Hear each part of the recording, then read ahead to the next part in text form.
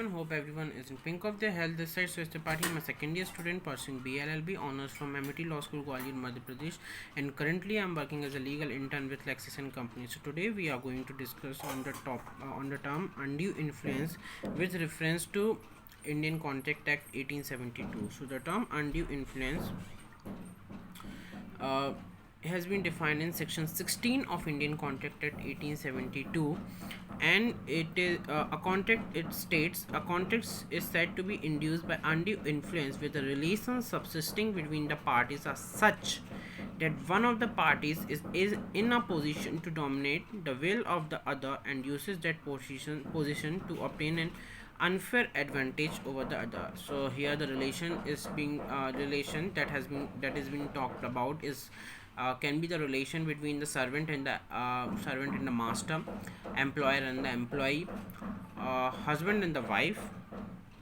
In particular, clause 2 of the same section mentions, in particular and without prejudice to the generality of foregoing principle, a person is deemed to be in a position to dominate the will of the other, where he holds a real or apparent authority over the other, or where he stands in a fiduciary relation to the other, or where he makes a contract with a person whose mental capacity is uh, is temporarily or permanently affected by reason of age, illness, or mental or bodily distress.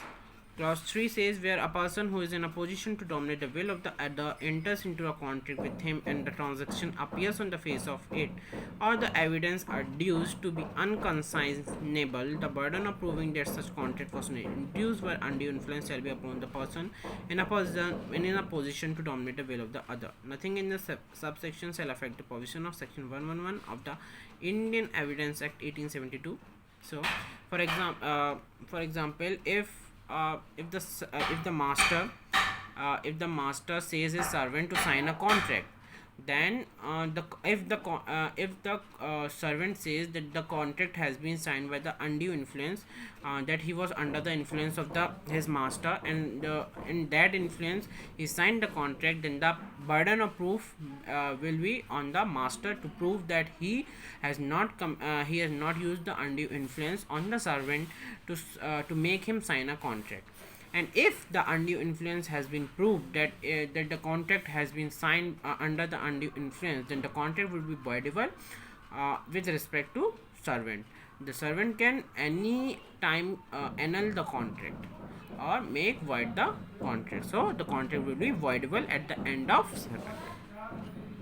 So now this is end to this video, and if you like this video, do click on the like button. Don't forget to press the bell icon and click on the subscription button to get the further updates. Thank you.